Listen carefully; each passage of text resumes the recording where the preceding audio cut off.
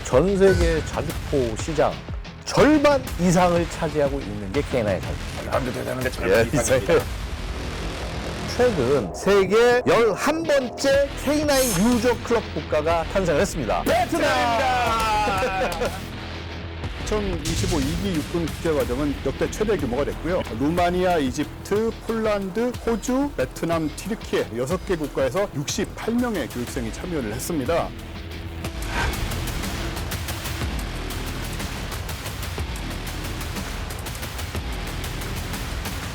육군 대표해서 제가 군사 외교관 임무 수행을 한 것 같아서 자긍심이 들고 포병학교를 대표해서 학교의 우수한 교육훈련 체계를 소개할 수 있었던 것 같아서 자긍심이 들고 있습니다.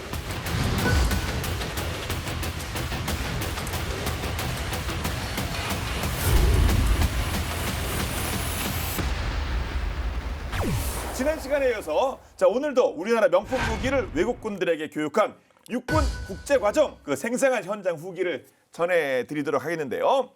K9 자주포 1편 했고 그 다음엔 당연히 다들 예상하셨던 것처럼 K2 전차 흑표 나갑니다. 최근에 또 초대형 계약 소식까지 있는데요. 와, 그 수출 규모 엄청나더만요. 그야말로 역대급. 역대급입니다. 예. 지난 7월 K2 전차는 폴란드 그토록 기다리고 기다리던 2차 계약을 체결했습니다. 자, 정확히 밝혀지진 않았지만 추정 규모는 67억 달러, 한화로 약 9조 원에 이르는데요. 개별 방산 수출 건으로는 역대 최고로 기록될 정도라고 합니다. 역대 최고. 요즘 예. 본게임에서 K 방산 소식으로 박수 칠 일이 많아서 좋습니다. 예. 근데 이번 소식이 더 반가운 게 사실 많은 분들이 좀 걱정하시는 분들 계시고 이렇게 오랫동안 기다려왔거든요. 우리가 이 소식을 맞죠? 예, 그렇죠. 사실 그 폴란드와 K2 전차의 1차 계약은 이미 지난 2022년에 치러졌는데 당시에 K2 전차 180대 하고 K9 자주포, FA50, 천무 다연장 로켓 등이 폴란드하고 계약을 맺었었죠. 이후에 2023년에는 K9, 2024년에는 천무 순으로 2차 계약이 순차적으로 이루어졌고요. 근데 K2 전차는 3년 가까이 협상이 좀 장기화됐었습니다. 네. 뭐 예정된 수순이라고 하는데 아무래도 구체적인 얘기가 나오지가 않으니까 좀 애간장을 태우고 기다리는 상황이었죠. 그렇습니다. 그런데 좋은 소식이 결국 들려왔고요. 네, 이번에 계약된 K2 물량이 어느 정도길래 이게 수출액계 넘사벽 얘기가 나오는 걸까요? 2차 계약 물량은 180대예요. 사실 1차가 수량이 같은데 야 이거 왜 이렇게 난리냐. 네. 자, 1차 계약 수출 금액이 약 4조 5천억 원이었는데 2배 이상 차이가 난 거죠. 이게 이유가 있습니다. 이번 협상에는 K2가 그냥 K2가 아니라 폴란드형 K2, K2PL의 개발과 현지 생산 등이 계약 내용에 포함이 된 겁니다. K2 1차 계약은 한국에서 생산한 완제품으로 구성이 됐지만 2차 계약에서는 180대 중에서 116대가 K2GF 버전으로 제작사 현대 로템이 생산해서 공급하고요. 나머지 K2PL 64대는 폴란드 업체 PGG가 현지에서 생산할 예정입니다. 네. 그러면서 자연스럽게 사업 범위가 넓어졌고요. 규모가 커진 만큼 계약 체결까지 아무래도 좀 시간이 더 많이 걸렸죠. 그렇습니다. 이렇게 좋은 소식까지 있었으니 육군 국제과장 당시 현장 분위기가 어땠을지 얼마나 훈훈했을지 뭐 짐작이 갑니다. 그럼 실제 외국 장병을 상대로 K2 전차 교육을 진행하셨던 육군 기계과학교 마호준 교관님을 모시도록 하겠습니다. 교관님 반갑습니다. 반갑습니다. 네, 반갑습니다. 교관님.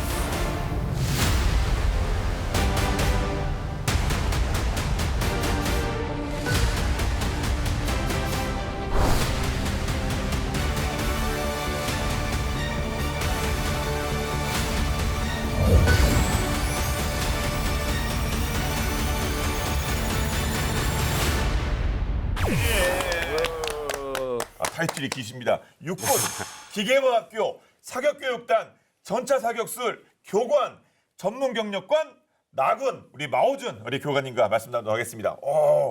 근데 정말 긴데 그 실제로 어떤 그 교육에서는 어떤 부분 담당하고 계신 겁니까?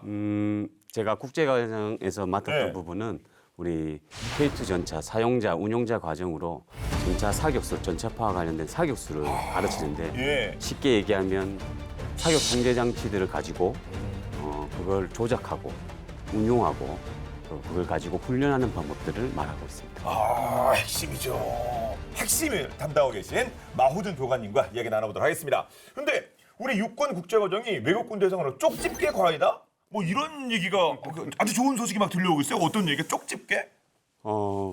굳이 말씀을 드리자고 하면 네. 뭐 쪽집게라기보다는 꼭 K2 전차를 운영하기 위해서 핵심적으로 알아야 될 부분만 네. 파트별로 나누어서 하다 보니까 아마 그런 소문이 또 이렇게 멀리 퍼져 나간 것 같습니다. 아, 그렇군요. 네. 그리고 또 그럴 소문이 날 법한 이유가 있는 게 예. 이렇게 영상 보시면 또 나와요. 이렇게 지금 이렇게 육군 국제과정 기계학교 사격 절차 훈련이나 교실 수업 이제 영상을 지금 보고 계신 건데 외국군 옆에 우리 장병들이 꼭 붙어서 함께 하고 있지 않습니까? 1대1이네요. 네, 우리 육군이 그 한국군 간부들을 외국군 장병들의 멘토로 동참을 시켜서 네. 멘토 멘티 형식의 1대1 전담 교육으로 진행을 한 거죠. 오죽하면 미리 관련 무기체계 교육을 받았던 외국 장병들이 다시 한번 이 육군 국제과정을 찾은 경우도 있다고 합니다. 그만큼 교육 내용과 방식이 뭐 알찼다라고 얘기할 수 있는 거죠. 예, 진짜 정말 성과 있는 수업이 될 것 같습니다. 멘토 멘티 이 반응 좋죠? 물론 매우 좋았습니다. 예. 미리 사전에 국제과정 시작하기 전에 그 우리 K2 부대에서 운영했던 장교와 부사관들을 사전 선발해서 예. 리허설도 하고 크게 준비를 하고 있었습니다. 그렇군요. 그래서 예.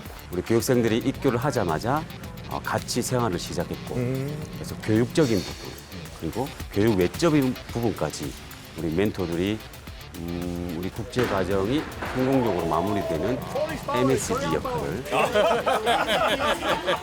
MSG의 장점이 잘 어우러진다는 거 아니겠습니까? 그렇죠. 아, 그럼 MSG 역할. 야, 그럼 이제 그렇게 생활하시다 보면 교육도 교육이고 교육 외적인 부분까지도 함께 하시면 뭔가 뭐 끈끈 이렇게 뭔가 기억에 남는 부분도 있으실 것 같아요. 어떤 뭐 교육생 이런 식으로. 다양한 교육생들이 네. 많이 생각이 나지만 뭐 최근에 교육생으로 말씀드리면 예. 우리 폴란드 교육생이 올해 6명이 입교를 했습니다. 그래서 저희가 준비를 하면서 그래도 그 한국식 믹스 커피가 예. 또 유명하니까 많이 준비를 했죠. 근데 우리 K2 폴란드 교육생들은 전부 카누만 드시더라고요. 아메리카노 블랙만. 예, 마음 아프게 그 믹스 커피는 예. 많이 남았습니다. 저는 우리 한국식 믹스 커피를 경쟁력을 믿습니다. 아무튼 본론으로 돌아가서 이분들 실제 K2를 쓰시니까 이 육군 국제과정 와서 이거 더 열의가 있으실 것 같기도 하고 이분들은 어떤지 이렇게 좀 궁금하실 것도 같고 이럴 것 같습니다. 폴란드 분들 어떠십니까? K2 실제로 쓰시는데. 일단 K2 교육생들 중에 네. 폴란드 교육생들이 확실히 열의가 높습니다. 저희가 준비한 모든 프로그램을 가장 적극적으로 참여를 하시고요. 그 오신 분들 대부분이 계급이나 나이가 적지 않습니다. 근데 그런 거와 상관없이 매우 최선을 다해서 본인이 할 수 있는 그런 역할을 다 해 주셨습니다. 중간에 추가적으로 우리 교육생들의 열의가 너무 높아서 추가적으로 우리 교관들에게 요구를 해서 예. 기간종 교육을 좀 부탁을 해가지고 교육도 실시하고 실제적으로 개인당 K6 기간종 25발씩 실제 사격도 실시했습니다. 저 영상 봤습니다. 이렇게 풍경도 있고 그 쏜 게 그거였습니까? 잘 맞추시던가 우리 K6? 잘 썼습니다. 생각보다 잘 썼어요. 예. 네, 폴란드 분들이 한국 무기에 대해서 관심이 많으신데 특히 지난 8월 15일 폴란드 국군의 날 기념 퍼레이드 행사에서 K 무기가 그냥 다 우리 K 무기예요. 저는 우리나라 국군의 날인 줄 알았어요. 실제로 막 그런 모습 나왔었잖아요. 네, 맞습니다. 그러니까 지난 몇 해 동안 이제 폴란드 국군의 날에 빠지지 않고 등장한 게 바로 K 방산, 대한민국 무기죠. 자, 올해도 마찬가지였습니다. 취임 후에 첫 연설에 나선 카롤 나브로츠키 폴란드 대통령이 K2 전차를 직접 언급해서 화제가 됐는데요. 네. 한국산 K2 전차가 폴란드에 도착한 것은 매우 다행이다. 하지만 여기서 멈출 수 없다. 지금 우리에게 필요한 K2 전차 1,000대를 확보해야 한다라는 내용이었죠. 현직 대통령님 말씀입니다. 그렇죠. 폴란드군은 앞으로 10년 동안 1,000대의 K2 전차를 도입해서 운영할 예정인데요. 우크라이나 전쟁이 어떻게 마무리되든 러시아의 위협은 변함없는 만큼 우리나라와 안보 파트너십을 강화하겠다라는 의지를 엿볼 수 있죠. 하지만 여기서 만족할 수는 없습니다. 하면서 딱 이게 또 폴란드 이게 손가락 2개 경례예요. 이거 있잖아. 우리는 아직도 배고프다. 그러니까요. 예. 현재 계약은 360대, 목표는 1000대. 그럼 실제로는 어느 정도 지금 가 있죠? 우리 K2가 폴란드에? 지난 6월 기준으로 네. 130여 대 정도 가 있고요. 그중에 일부는 러시아하고 이제 벨라루스 국경 지역에 요즘 긴장이 좀 있으니까 그쪽에 배치돼서 폴란드군의 핵심 전력으로 활약을 하고 있고요. 1차 계약분 180대는 올해까지 다 납품될 계획으로 있습니다. 그리고 지난해 3월에는 폴란드에서 개최된 나토 지상군 연합훈련인 드래곤 24에서 이 K2 진가가 드러났는데 진흙과 늪지대를 가뿐히 통과하면서 이제 동맹국 지휘관들의 주목을 받았던 걸로 알려져 있고요. 그런데 폴란드가 K2 외에 운영 중인 미국의 M1A2C 에이브럼스나 독일의 레오파르트 2A4 같은 경우는 이 지형을 제대로 통과를 못했다는 그런 후문이 있습니다. 예, 그래서 여기 모셨습니다. 예, 우리 K2는 그런 험지를 극복하는데 에이브람스 뭐 이렇게 뭐 레오파트, 이것도 세계적인 그 지명도 있는 탱크들이 이제 안 되고 이거 맞는 말씀이죠. 디테일하게 말씀드리긴 그렇지만 레오파르트나 M1A2보다 무게적인 측면이 확실히 작고요. 거기다가 이제 우리 K2만의 독자적인 기술이죠. ISU라는 서스펜션이 달려 있습니다. 그래서 ISU에서 늪지대나 습지대 기동 시에 우리 한국형과 유사한 그러한 지형을 많이 답습하고 거기서 개발되어 왔기 때문에 충분히 그 효과를 발휘하지 않았나 생각합니다. 그 다른 전차와 차별화되는 K2의 장점 방금 뭐 비슷하게 말씀해 주셨는데 말씀 들으니까 솔깃한데 조금 더 구체적으로 좀 설명 부탁드립니다. ISU 외에 추가적으로 DTTS라고 해서 동적 궤도 장력 조절 장치가 있습니다.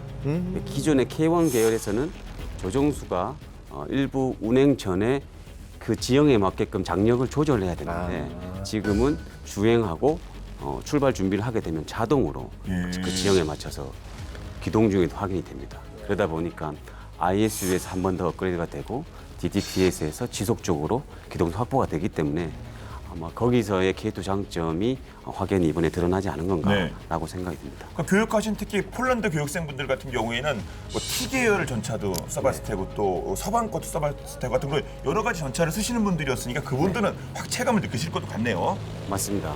그리고 이번에 교육을 들어온 6명 중에 대부분 PT91 계열 그리고 T72 계열을 운용하다가 온 교육생이었고 M1A2나 레오파르트를 운용해본 교육생은 한두 명 정도밖에 없었던 것 같습니다. 예.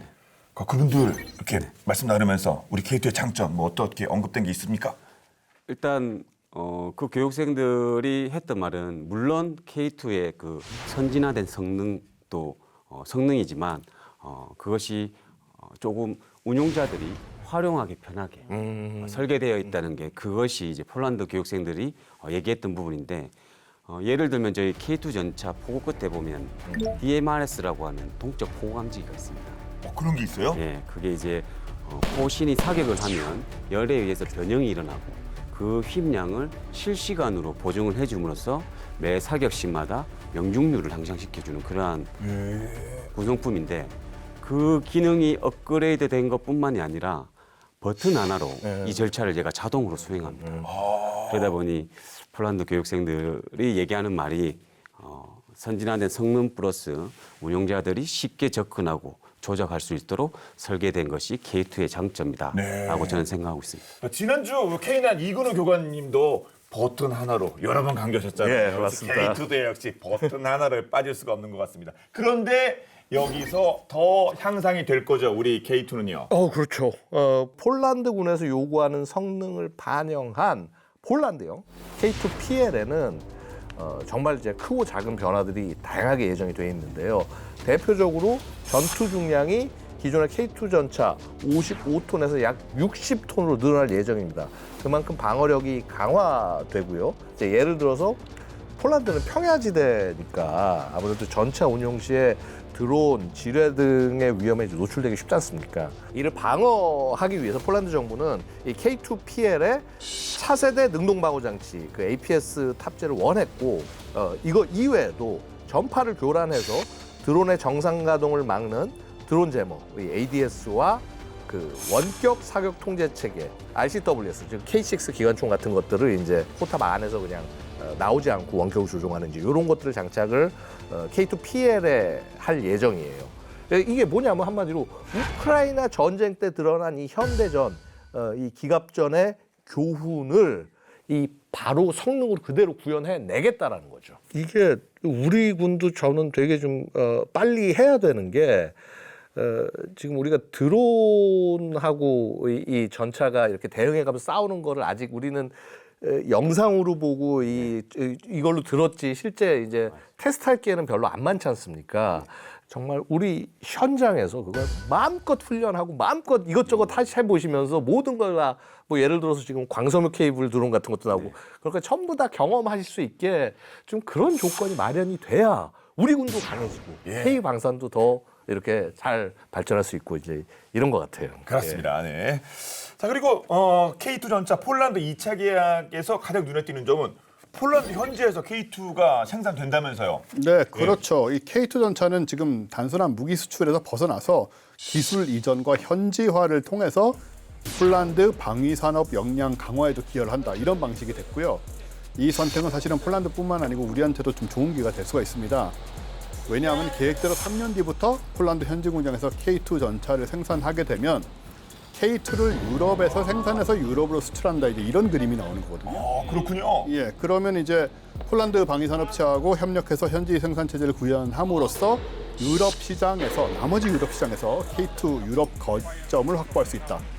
이런 가능성이 생기는 겁니다. 예, 우리나라가 당연히 유럽이 아니니까 EU가 아니니까 맡은 뭐 불리한 점도 있었는데 그런 부분이 뭐 현지화라고 해야 될까요? 그 나름 해도 될 수 있는 방법 아니겠습니까? 이거 되게 중요해요. 되게 중요하다. 예, 왜냐하면요, 지금 유럽은요 독자적으로, 그러니까 자기 안에서 유럽 안에서 이걸 해결하자 이렇게 얘기가 나오고 있어요. 이번에 그 K2 전차 2차 계약을 보면요, 이게 유럽 연합이 지난 3월에 이제 발표했던 유럽 재무장 계획, 이 리암에 부합하는 방산 협력 모델입니다. 이 어떠냐면요, 이제 유럽이 이미 2024년부터 유럽 방산 계획 EDIS라는 거를 새롭게 해서 자 이제 일정량 이상은 모두 유럽 안에 사겠다고 얘기를 하고, 그래서 요거에 따라서 유럽 재무장 정책이 이제 정책으로 나온 건데 이게 그야말로 그냥 바이 유러피언이에요. 야, 우리 유럽과 살아. 2030년까지 5년간 8천억 유로, 그러니까 약 1,200조 원을 투입을 해서 EU 회원국의 무기 보유를 늘리는 게 이 목표입니다. 이 과정에서 EU는 1,500억 유로 규모의 예산 여유분을 각국의 저리 대출로 싸게 꿔주는 거죠. 이렇게 지원을 하고, 그 조건이 뭐냐고. 근데 이 조건이 중요합니다. 무기 총 생산 비용의 65%에 달하는 부품을 EU 영내에서 만들어라. 그래서 이 K 방산을 비롯한 이 소위 역외의 방산 경쟁국을 견제하는 견제책으로 볼 수 있는데, 반대로 만약에 이 K2가 이렇게 현지에 성공을 했다. 그러면 이거는 이미 조건을 부합하고 있는 거거든요. 그러니까 이 유럽 진출에 있어서 필수 과제가 바로 현지 생산인데 이걸 폴란드를 통해서 실현할 계획인 만큼 유럽 진출 기회 훨씬 더 공고해지고 있다. 이렇게 말씀드릴 수 있습니다. 그렇군요. 게다가 이번 K2 계약은 기술 이전 현지화에 이어서 현지 생산, 유지 보수 역량의 탄약, 수리 부품, 예비품까지 다 포함된 소위 토털 디펜스 패키지라고 평가를 받고 있거든요. 여기에다가 또 최초로 성사된 수출도 있는데 K2 전차를 기반으로 한 지원 차량, 교량 군안 개척 전차 3종 81대도 포함되어 있습니다. K2만 들어가는 게 아니고 그냥 이게 완전 뭐 577일이. 그렇죠. 근데 이 K2 전차 기반 지원 차량 3종 이게 뭐 어떻게 되는 겁니까? 뭐 이름대로인데요. 일단 교량 전차는 그 가위형 교량을 탑재를 해가지고 전차가 대전차오나 하천 넘을 때 도움을 주는 거고, 그리고 군안 전차는 전장에서 손상된 전차에 대해서 신속한 군안 및 정비 업무를 수행하는 거고요.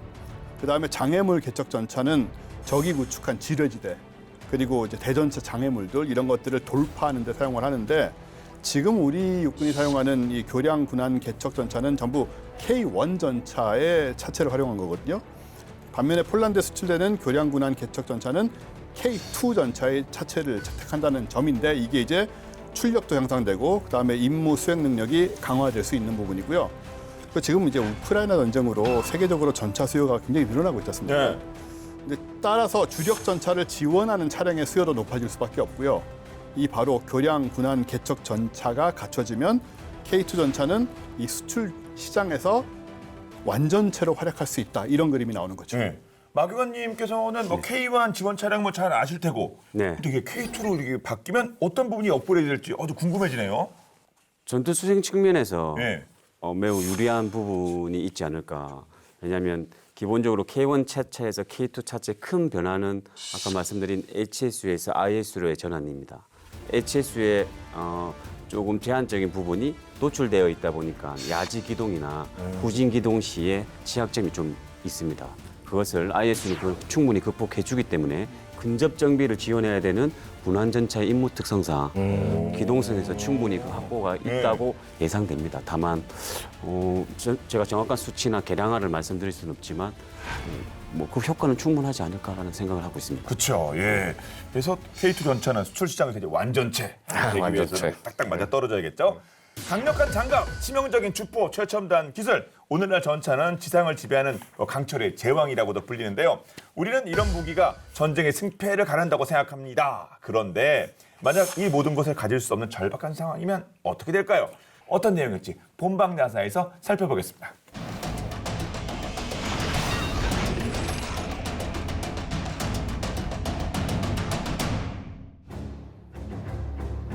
(1942년) 일본군 대본영의 비밀 회의실. 뉴질랜드 신형 장갑 차량 개발. 크기는 중형 전차급이나 비정상적으로 높고 각진 형태. 장갑은 기이한 물결무늬, 강철판. 주무장은 확인되지 않으나 다수의 기관총 펌은 식별됨. 기동 방식은 궤도형이나 속도가 매우 느리고 움직임이 둔함. 남태평양 재패를 눈앞에 둔 일본군 정보 분석가들은 뉴질랜드에서 입수된 이 기묘한 첩보에 큰 혼란에 빠졌습니다. 연합군의 눈을 속이기 위한 기만 작전인가? 아니면 자신들이 모르는 무시무시한 비밀 병기인가? 적군마저 혼란에 빠뜨린 기이한 비밀 병기의 정체는 과연 무엇이었을까요?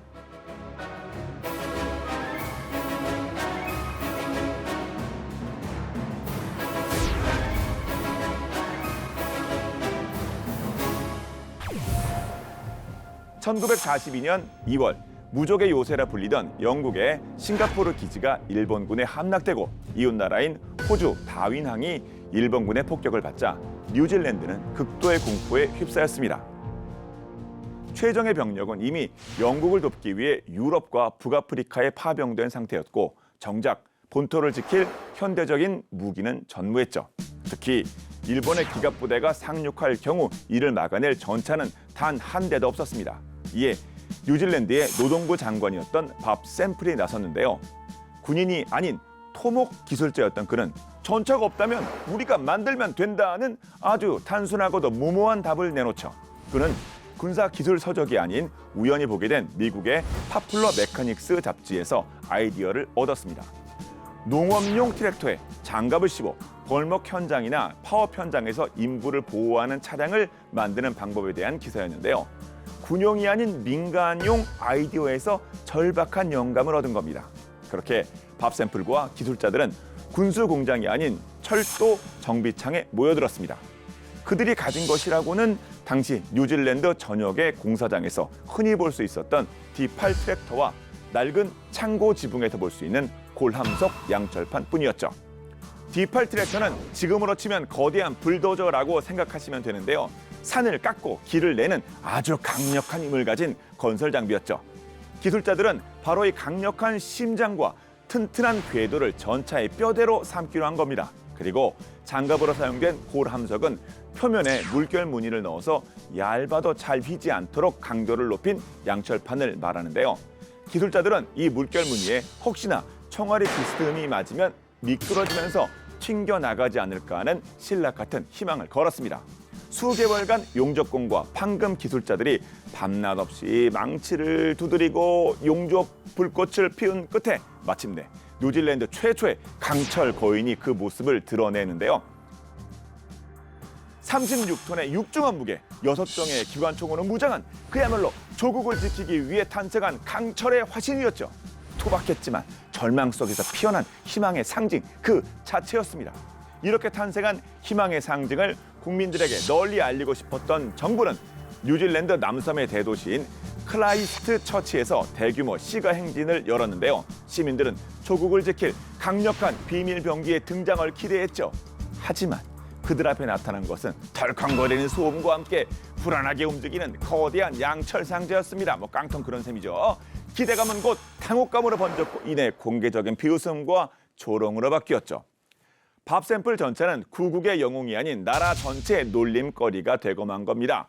대중의 조롱은 사실 틀리지 않았습니다. 이후 진행된 본격적인 시험 주행에서 문제점들이 드러났기 때문인데요.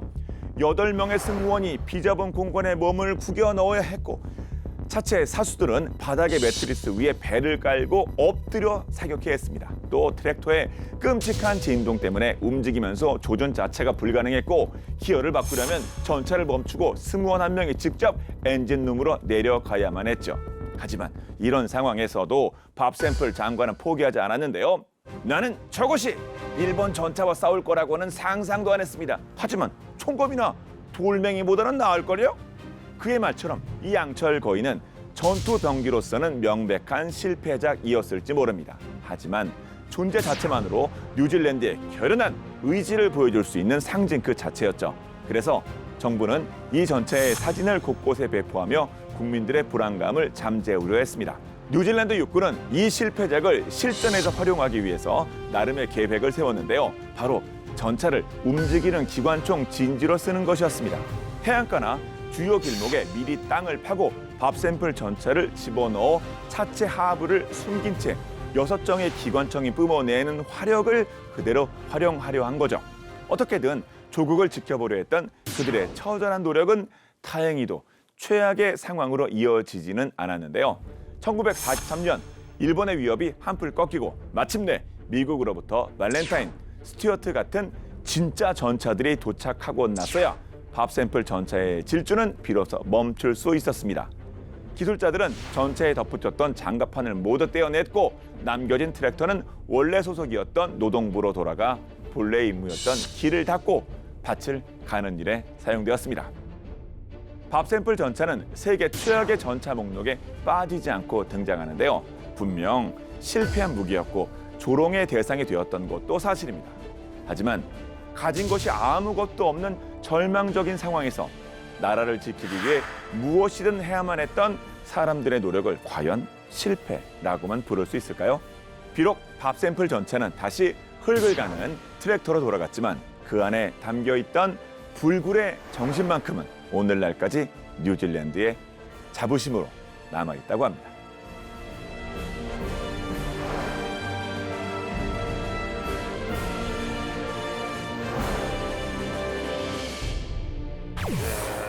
밥 샘플 전차 관련해서는 재밌는 기록이 남아있는데요. 당시 미군 정보부에서 밥 샘플 전차에 대한 보고서를 작성했는데 거기에 코멘트를 어떻게 했냐면 A truly mad design.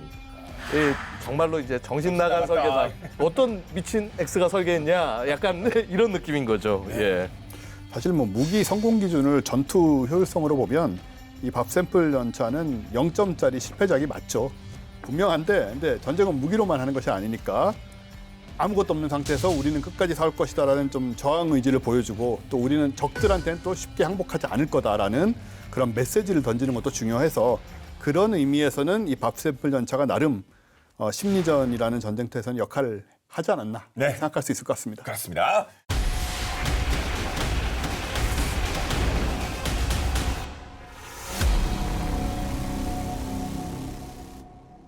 다시 본론으로 돌아와서 육군 국제과정에서 교관으로 참여하고 계신 우리 마호준 기고학교 고관님과 말씀 나누고 있습니다. 우리 K2 전차 이미 글로벌인데 이제 다음 목표 어디겠습니까?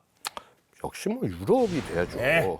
폴란드군은 현재 K2 게필러 130여 대, 레오파르드 2 계열 230여 대, M1A1 및 M1A2 계열 에이브람스 전차 160여 대에 자국산 PT91 계열 전차까지 더하면 총 600여 대의 전차를 보유하고 운용하고 있는데 자 여기에 K2PL 전차까지 현지 생산이 본격화된다. 그럼 이제 폴란드 육군의 전차 보유량은 1000대 이상으로 늘어납니다. 유럽 주요국인 독일, 영국, 프랑스, 이탈리아 4개국 보유량을 합친 950대를 훨씬 뛰어넘게 되죠. 앞으로 그 K2 전차가 폴란드 육군의 주력뿐만 아니라 나토, 유럽 방위의 최전선에 서게 된다. 이렇게 볼 수도 있는 겁니다. 폴란드 2차 계약의 K2 현지화가 차질 없이 진행이 된다면 해당 국가에서 3차, 4차 후속 계약은 물론이고요.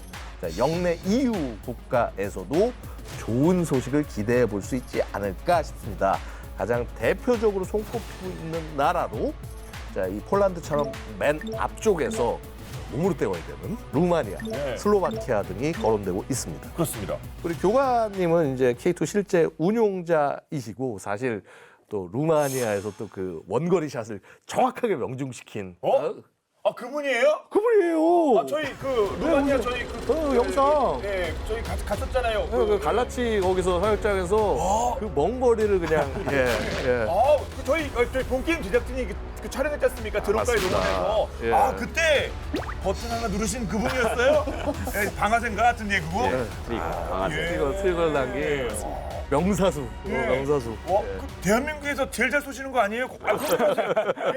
아니, 장비의 능력을 그대로 보여드릴 수 있는 그런 분이 가셔야 되는 거 아닙니까? 장비의 능력을 그 이상으로 끌어낼 수 있어요. 이상으로, 예. 그러니까 교관이죠. 예. 과찬이십니다. 아니, 과찬 아닙니다. 근데 저희 봤으니까. 근데 저희 루마니아에 가 있긴 했습니다만, 그 어떤 상황이었죠? 작년 5월이었죠. 예. 제가 이제 당시에는 육군 현역 상사로 임무 수행 중에 있었는데 그 현대 로템에서 루마니아 수출 여건을 조성하기 위해서 네. 하나의 행사를 기획했습니다. 그래서 그때 루마니아군 고위 군 참모를 비롯해서 기갑 부대 지휘관 및 장교분들을 모시고 많은 사람들을 초청했었습니다. 예. K2 전차의 사격 시험, 기동간 사격으로 5발 정도 제압하고 그리고 나서 아시겠지만 K2만의 또 피벗과 자세 제어 등은 또 이렇게 보여줌으로써 당시의 그 행사장의 분위기는 축제장이었습니다. 그러니까요. 사실 뭐 우리 교관님께서 뭐 그 테스트 때 딱 명령 시켜버리셔가지고 예. 솔직히 그때 현지 루마니아 분위기는 바로 계약되는가 했습니다만 이게 좀 늦어지고 좀 그런 상황 아닙니까?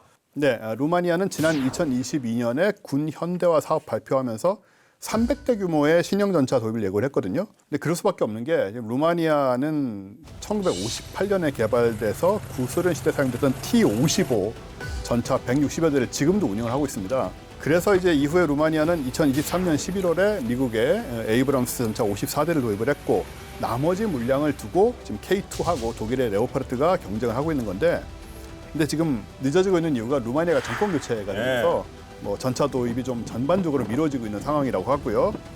하지만 K2 제작사 현대로템이 끊임없이 루마니아하고 접촉을 하면서 가능성을 이어가는 중이고 아까 이야기 나온 것처럼 성능은 입증을 한 상황이죠. 그렇죠.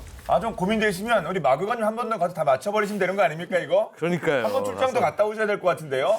그러니까 가서 그냥 다 네. 그냥 뭐 이제 굳이 뭐 여기서 안 보내고 폴란드 거 한번 끌고 와서 쫙 한번 쏘시면서 네, 하셔야 될 것 같은데. 아니 솔직히 근데 요즘 그냥 우스갯소리로 그 K2 전차의 그 사거리 관련해서 한국이 속였다. 그렇죠. 예. 무슨 스펙을 우리가 스펙을 속였다. 아마 이런 얘기 나오지 않습니까? 예? 그리고 근데 알고 보니 우리도 몰랐다는 얘기도 있었고. 그렇죠. 이거 무슨 얘기입니까? 제가 초탄이 한 2,000 조금 넘었는데 2kg, 예. 네, 2kg 정도 넘었는데 이유는 기본적으로 그 훈련장의 안전 통제 때문이었습니다. 이제 그리고 행사를 진행하는 구역을 거기서 어느 정도는 좀 바운더리를 해주셨다 보니까 통계를 하다 보니까 어쨌든 그 안에 있는 타겟팅을 저희가 선택하다 보니 이제 초탄이 한 2,000 어느 정도의 거리가 있는 궤적이 좀 필요하다라고 생각을 해서 준비했었고요. 근데 국내에서는 그렇게 못 쏘신 거잖아요, 그렇죠?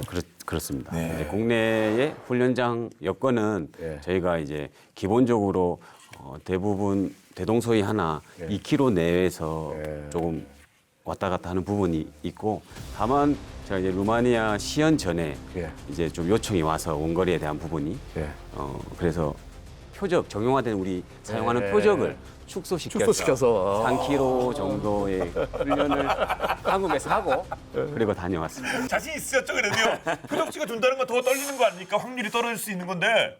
그렇죠. 확실히 어려운 거 아닙니까? 난이도가 높아지는 거잖아요. 맞습니다. 멋지. 아, 감사합니다. 아, 오른손잡이십니까? 왼손잡이십니까? 저 왼손잡이입니다. 아, 이 손이 저 손이 황금의 손. 이 손이 그냥 5발 다 그냥 제압해 버렸던데. 야, 이 정도면 솔직히 루마니아가 뭐 시간 문제 아닙니까? 당연히 K2 도입해야 되는 거 아닙니까? 그럴 가능성은 충분한데요. 자, 루마니아 내에 그 K2 전차에 대한 관심은 굉장히 상당한 걸로 보입니다. 사실 우리 작년에 가서 좀 느끼지 않았습니까? 저랑 그렇죠? 친했어요. 네.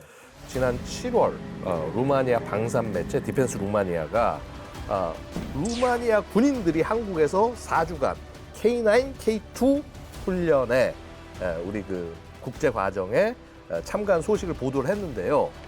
특히 K2 전차는 루마니아군에 완벽하게 부합한다. 자, 이렇게 멘트를 남기기도 했습니다. 네, 현재 전차 도입 계획은 잠시 멈춰 있지만 루마니아 정부는 군 현대화를 위한 다른 사업 진행을 조금씩 시작하고 있습니다. 지난 7월엔 신형 보병 전투 차량 도입안을 최종 승인했다고 전해지는데요. 자, 앞으로 8년에 걸쳐 표준형 보병 전투 차량과 지휘 통제용 차량, 120mm 박격포 탑재형 등 5종 도입을 목표로 하고 있고요. 도합 246대 보병 전투 차량을 들여오기 위해 올해 안에 계약을 체결할 예정으로 알려졌습니다. 여기에는 레드백 장갑차를 필두로 우리나라 방산 기업 한화 에어로가 참여 중인데요. 자, 이미 루마니아는 K9 자주포 도입국이지 않습니까? 네. 현지에 자주포 공장도 건설 중인 만큼 우리나라와 인연도 있을 뿐더러 K2 전차 또한 루마니아를 상대로 현지 생산과 빠른 납기 등 K방산의 장점을 언급하며 장기적 관점에서 협상을 이어가는 중이라고 합니다. 네. 그리고 또 소식통에 따르면 루마니아 다음은 슬로바키아라고 하는데 폴란드 인접국이지 않습니까? 슬로바키아가. 그래서 이 전차 교체 사업의 유력한 후보로 바로 K2 PL 버전이 논의되고 있다는 얘기가 있습니다. 네. 폴란드, 루마니아, 슬로바키아. 와, 이거 진짜 이렇게 긍정의 수출, 나비 효과가 불어왔으면 좋겠습니다. 그럼 또 K2의 그 다음 행선지 좀 예상이 되십니까? 예, 놀랍게도 중남미 시장인데요.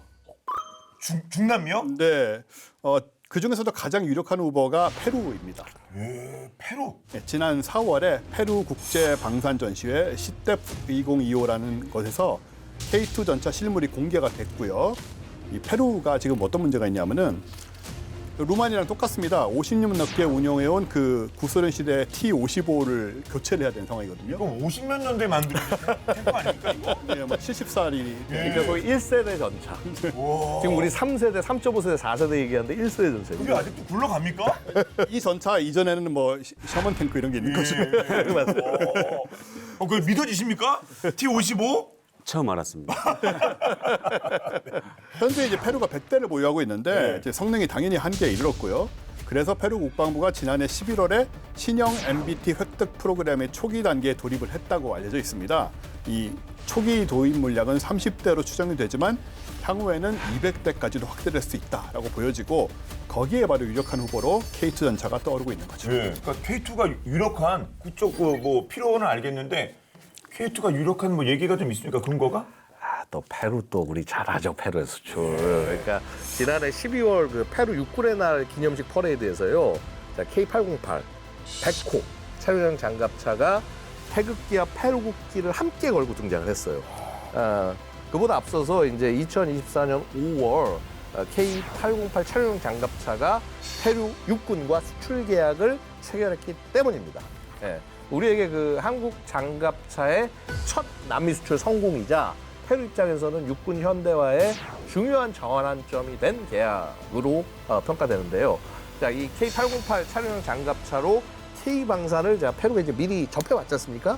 당연히 만족했겠죠. 네. 자, K2 전차에 대해서도 더욱 마음을 열 수도 있지 않을까. 자, 이런 기대가 있는 것이고요. 자, 이외에도 K2 전차가 유력한 이유가 하나 더 있습니다. 바로 성능. 예. 페루는 그 해안 평지와 험준한 산악 지형을 안데산맥. 그렇죠. 그러니까 이게 뭐 우리도 그렇잖아요. 솔직히 한국처럼 이렇게 다이나믹한 지형이 어디 있습니까? 근데 페루도 이제 이렇게 못지않은 그런 어려움이 있는데 이 세계의 다양한 환경에서 최적의 성능을 발휘할 수 있도록 설계된 점이 페루의 관심을 받는 결정적 요인이 될 수도 있다 이렇게 기대합니다. 성능이 못 받쳐주면 예. 못 쓸 거 아닙니까 K2. 근데 페루에서 우리 K2가 딱 맞아 떨어질 거 아닙니까? 근데 또 네, 그렇죠. 또 뿐만 아니고 뭐 기억나시겠지만 아까 우리 아랍 얘기가 나왔는데 네. 지난 2월에 바로 사막 한가운데에 있는 그 아랍에미리트 훈련장에서 K2 전차가 등장을 해서 주목을 받았지 않습니까? 그때 최대 유효 사거리인 3km보다 훨씬 멀리 떨어진 4.5km의 표적을 100% 명중을 한 거고 그래서 UAE 군 관계자들이 뭐 엄지척했다라는 이런 얘기도 있고요. 네. 그리고 그 아부다비에서 개최된 방위 산업 전시회 아이덱스 2025에서도 아예 중동형 K2 전차가 소개가 됐거든요. 이거는 이제 사막처럼 고온의 극한 환경에서 운용할 수 있도록 엔진의 냉각 성능을 강화시킨 버전이고요. 이런 노력 덕분에 K2가 전천후 작전 능력을 가진 전차로 불릴 수가 있는 거고 그리고 또 K2 전차는 생산 협력사 140곳 중에 120곳이 국내에 있습니다. 그래서 안정적인 공급망을 통해서 납기일이 보장된다. 예. 이런 점이 굉장히 큰 장점이죠. 교관님 실제로 뭐 운영하시는 입장에서 뭐 사막, 뭐 산맥, 뭐 산악지형, 뭐 밀림, 뭐 다 나오고 있거든요. 네. 노르웨이처럼 추운 나라까지 예, 정말 K2 자신 있죠? 맞습니다. K2 전차가 다양한 환경을 고려하고 예. 그러한 부분들을 지속적으로 발전해 나가면서 성장을 하는 느낌을 받고 있고 그런 게 저는 맞다고 생각을 합니다. 예. K2 전차는 다양한 환경, 특히 우리 대한민국의 환경 또한 다양하다 보니까 그렇게 접근을 시작했는지 모르겠지만 가장 중요한 건 지금도 발전을 하고 있다는 거. 예. 인정을 안 할 수 없다는 거. 그 부분이 저는 중요하지 않나라고 생각합니다. 네. 그 발전의 그 시도가 구체적으로 좀 나오지 않았습니까? 계획이? 그쵸. 바로 K3 전차. K3. 예. K2 흑표 전차의 뒤를 이을 차세 주력 전차 NGMTB (Next Generation Main Battle Tank) 이 K3 어떠냐면요. K3의 그 새로운 디자인이 지금 특허청에 등록된 내용이에요. 이게 특허출원 디자인은 등각 투영도, 정사형 도면 등 9개의 도면을 포함을 하고 있습니다. 파격적인 설계 변경이 눈에 띄는데요. 가장 큰 특징은 완전 무인 포탑과 차체 앞에 배치한 2, 3인용 장갑 승무원 공간 캡슐이죠. 포탑은 차체 뒤로 이동하고 동력 전달 계통, 그러니까 파워팩이요. 요거는 앞으로 옮겨서 승무원 생존성을 확실히 높였고요. 그다음에 자동 장전 장치와 탄약고를 승무원과 분리해서 전차가 공격을 받았을 때에도 2차 피해를 줄이는 구조를 채택을 했어요. 뿐만 아니고 주무장에도 변화가 있는데요. K2의 120mm보다 더 강력한 130mm 고압 활강포를 채택할 예정이고요. 호발사 미사일 외에도 별도로 대전차 미사일이나 지대공 미사일 운용 가능성도 열어놨습니다. 이거 AI 기반 사격 통제 지휘 체계와 CSISR, 그러니까 지휘 통제 통신 컴퓨터 사이버 정보 감시 정찰 이 체계를 통합을 해서 360도 상환 인식, 또 표적 자동 할당, 그리고 무인 자산과 협동 작전 등을 다 수행할 수가 있고 또 자율주행 기반의 무인 운용 버전 개발 가능성도 있다고 합니다. 네. 이렇게 본게임 투어 이것까지 오셔서 좋은 말씀 해주신 우리 마 교관님 정말 고생 많으시고 오늘 말씀 감사했습니다. 끝으로 오늘 함께 하셨는데 한 말씀 부탁드리겠습니다. 네, 우선 국제과정을 통해 입교하는 우리 외국군 교육생들이 보건국에서 우리 K2 전차를 더 멋지고 한층 더 발전되게 운용하길 기원하고 앞으로 계속해서 국제과정이 정상적으로 성공적으로 마무리될 수 있도록 저 또한 노력하겠습니다. 그리고 오늘 불러주셔서 너무 감사드리고 하여튼 덕분에 많은 경험, 좋은 경험하고 갑니다. 아이고 저희가 감사드립니다. 네. 자, 두 분도 한 말씀씩 부탁드릴게요. 자, 과거에 대전차 미사일을 극복하지 못하는 전차가 도태가 되듯이 자, 이제 드론을 극복하지 못하는 전차는 도태될 거야. 그 말은 뭐냐면 대전차 미사일과 드론을 극복한 전차는 앞으로도 더 전쟁에서 중요한 역할을 차지할 것이다. 왜냐하면은 결국은 적과 싸워서 적을 점령하는 것은 지상군이고 그 지상군의 제일 앞에는 전차가 설 수밖에 없기 때문입니다. 그리고 그런 전차는 전차 자체의 우수함도 중요하지만 우리 마 교관님 같은 이런 훌륭한 분들이 더 많이 배출이 돼서 그리고 더 이 나라를 언제나 승리로 이끌 수 있기 때문에 가능한 것이다라는 말씀을 드리면서 교수님 더 훌륭한 우리 후배들 많이 배출해 주시기를 다시 한번 부탁드리겠습니다. 네. 외국 후배만 많이 만들지 마시고. 예. 한국에서도 알겠습니다. 대한민국이 넘버원이니까요. 네. 예. 원 선생님. 네, 너무 종합적으로 다 얘기해 주셔가지고 무슨 얘기를 해야 될지 모르겠는데요. 죄송해요. 예, 일단 저는 굳이 더 하나 덧붙이자면은 K2가 이제 그 성공 가도를 달려가는 상황에서 또 K3가 이미 준비되고 있다는 이런 것들이 중요하다고 생각을 해요. 예전 같으면 이제 당장 하나하나를 이제 해나가는데 급급한 옛날에 우리나라 모습이었다면 지금은 계속 이제 과정이 이어지고 있다라는 거, 그리고 앞으로도 당연히 K4, K5 이렇게 계속 나갈 것 같고, 이런 흐름들이 만들어졌다라는 게 일단 되게 감격스럽고, 또 그런 부분들에서 우리가 국제적으로 인정을 받고 있다는 거, 역시나 막 의원님처럼 네. 그 현장에서 그걸 실현하고 계신 분들이 또 있다는 거, 이런 점들을 우리가 굉장히 소중하게 생각해야 될 것 같습니다. 그렇습니다. 자, 모든 분들께 다 감사드립니다. 자, 오늘 본게임 여기까지입니다. 본게임 OTT 웨이브와 KFN 유튜브를 통해서 언제든지 시청 가능하니까요. 많은 활용 부탁드리겠습니다. 다음 주 더욱더 화끈한 내용으로 돌아올게요. 지금까지 저희는 본게임 2의 G였습니다. 고맙습니다. 이거 연습해야 되나? 역시 많이 보셨습니다. 응원한다니까요. 이거 왼손으로 하셨어요, 오늘 오른손. 왼손을 하려다가 네. 어느 순간 코는 왼손으로. 완벽하게 완성이에요. 그렇습니다. 감사합니다. 연습하려다가 지금 그거 다시 얘기하셔야 돼요.